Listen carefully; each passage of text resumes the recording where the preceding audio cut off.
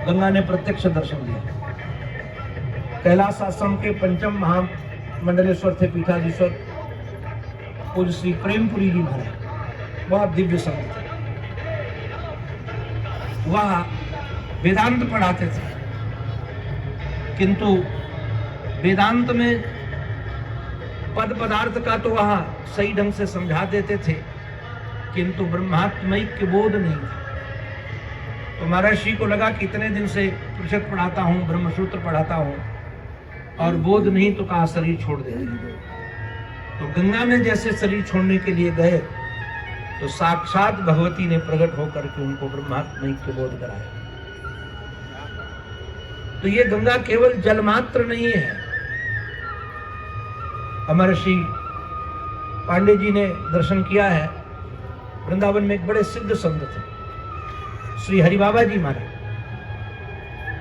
हरि बाबा जी महाराज ने भगवत संकीर्तन करते करते इतना बड़ा गंगा जी में बांध बांधा है मिट्टी का, बदायूं जिले उस साइड में बहुत विशाल बांध है।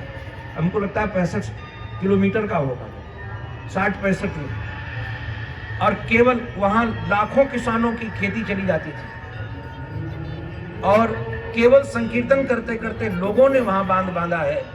मैं कई बार बांध के दर्शन किया है, आज 50 वर्ष हो गए, गंगा ने उसको 1 इंच काटा नहीं। अंग्रेज भी काम नहीं कर पाए थे, वो बड़ी बड़ी सरकारें काम नहीं कर पाई थी, तो केवल भगवत संकीर्तन से। तो आदि भौतिक दर्शन तो आप सिया दिव्य प्रवाह देख रहे हैं, और मुझे लगता है ऐसे नज़ारे में जहां आप सब बैठे हैं, इतना सतोगुणी वातावरण यहां भी कहीं आपको देखने को नहीं मिले। पूरे यहां से वहां तक गीता भवन का जो वातावरण है वो बहुत सतोगुणी है, और सतोगुण में ही परमात्मा का प्राकट्य है। रजोगुण तमोगुण में तो संसार का दर्शन होता है, संसार की प्राप्ति होती है। परमात्मा की प्राप्ति गुणातीत होने पर या सतोगुण बढ़ने पर उसकी अनुभूतियां होती हैं। तो इस दिव्य वातावरण में आप सब माँ गंगा की नित्य आरती करते हैं, तो निश्चित रूप से माँ की कृपा ही है। अगर कृपा न होती तो ऐसे दिव्य वातावरण का हमें सानिध्य नहीं मिलता।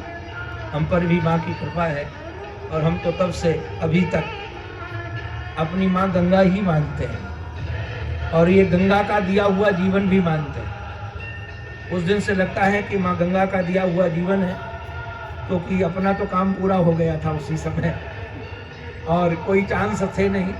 संयोग से हमें बचपन अवस्था में पांडे जी ने खूब देखा। ये भी राम झूला बनने के बाद में तो झूला के सामने कुटिया में रहते थे, और सब परिवार आते थे। स्वर्गाश्रम का जब सत्संग भवन की स्थापना हुई, वहाँ पर सायंकाल आप रामायण भी सुनाते थे। लगभग 87 या 86 में पूरा बनता, तब से मैं आपको देख रहा हूँ। तब से यहाँ, आप तो शायद उससे पहले भी आते होंगे। तो निश्चित रूप से सबसे पहले यहाँ आरती, राम झूला बनने के बाद स्वर्गाश्रम में राम झूला के बगल में ही गंगा मंदिर बनाया गया, और गंगा मंदिर बनाने के बाद स्वर्गाश्रम के जो विद्यार्थी थे ऊपर के, मेदिनी जी आदि सब लेकर के उनको आते थे, और आकर के सबसे पहले आरती वो प्रारंभ हुई थी सबसे शुरू से। बाद में तो धीरे धीरे आप देख रहे हैं भगवत कृपा से हर घाट में। और हमको तो ये प्रसन्नता भी है कि माँ की आराधना जितनी भी हो, जिस रूप में भी हो, अपनी योग्यता के आधार पर लोग कम से कम घंटे गंगा के तट पर बैठते हैं, उनका दर्शन करते हैं, आदि भौतिक रूप देख करके आध्यात्म का विचार करते हैं। निश्चित रूप से हम सब भाग्यशाली हैं, या भाग्य माँ गंगा की कृपा से, और यहाँ तो ये त्रिवेणी की कृपा से। हम तो गीता पुरुष की त्रिवेणी मानते हैं। ये 3 महापुरुष, एक तो पूज्य सेठ जी, पूज्य भाई जी और पूज्य स्वामी जी। महर्षि का भी यहाँ बचपन यही बीता है। हाँ, महर्षि का बचपन, और महाराज जी तो कहते थे हमारे गुरुदेव कि हमने संन्यास तो गीता प्रेस से लिया है, गीता प्रेस से संन्यास लिया। तो यहाँ बचपन से प्रबुद्ध ब्रह्मचारी जी महाराज की कृपा से महाराज जी इस गीता प्रेस से जुड़े, और कई वर्ष तक संपादक मंडल में अपने लेख उनके छपते रहे। श्रीमद् भागवत महापुराण जो 2 भागों में है, उसमें भी महाराज महर्षि की भाषा है, परिमार्जित भाषा है। और भी कई छोटे ग्रंथ, उद्धव, भक्त द्रौपदी, भक्त ध्रुव, भीष्म पितामह, ये अनेकानेक ग्रंथ गीता प्रेस से प्रकाशित हुए हैं। तो निश्चित रूप से हमारा भी संबंध इस नाते से, दोनों नाते, यहाँ से नाते मैंने यहाँ बहुत वर्ष रोटियाँ खाई हैं। यहाँ चिरंजी लाल जी हमारे मैनेजर हुआ करते थे, और 50 साल। तो सबसे पहले जब गैस के चूल्हे चालू हुए, पहले तो हम लकड़ी से भोजन बनाते थे वहाँ, तो सिलेंडर हमको चिरंजी लाल ही देते थे, और यहाँ से ही 1 नंबर के पीछे गोदाम था, वहाँ से लाद कर ले जाया करते थे।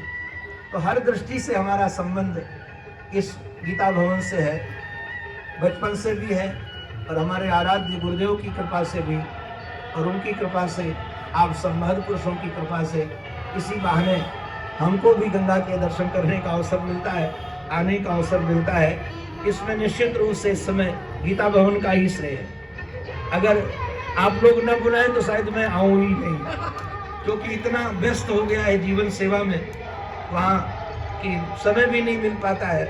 तो मैं चाहता तो हर वर्ष जैसे आता हूँ ना यहाँ, तो विचार करता हूँ कि अगली बार तो महीना भर रहेंगे, किंतु जैसे जाते हैं व्यस्त हो जाते हैं। सियावर रामचंद्र की जय। महाराज जी के मुख से निकली हुई बात को ही मैं केवल आपको स्मरण कराऊंगा कि जब यहाँ का कार्यक्रम बने, उस समय में यहाँ जैसे वैशाख में महाराज जी ये जो अपने क्षेत्र के नवरात्रों का पाठ होने के बाद वैशाख बदी तीज से शुरू होता है और आषाढ़ शुक्ल तक चलता है। तो इस पीरियड के अंदर में आप अपना 1 महीना खाली रखिए।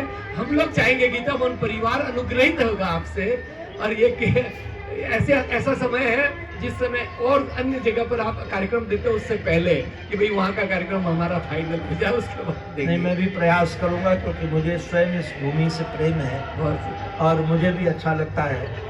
और संयोग से अगले वर्ष तो 1 वर्ष शायद और देना पड़ेगा, नहीं तो हम एक टाइम की कथा रखेंगे तो आपकी कथा सुन सके, बैठ सके। अभी वहाँ कथा करके ही भाग कर आए तो दोनों टाइम होने से व्यस्त हो जाते हैं। इस बार लंका कांड पूरा करके, अगले वर्ष सुंदर को उत्तर कांड पूरा करके, फिर एक टाइम के लिए यहाँ रखा करेंगे, तो दोनों टाइम फिर तो आरती में रोज आएंगे, रोज आरती का दर्शन करेंगे, आप सबको सुनेंगे। बोलो भक्त वत्सल भगवान की जय।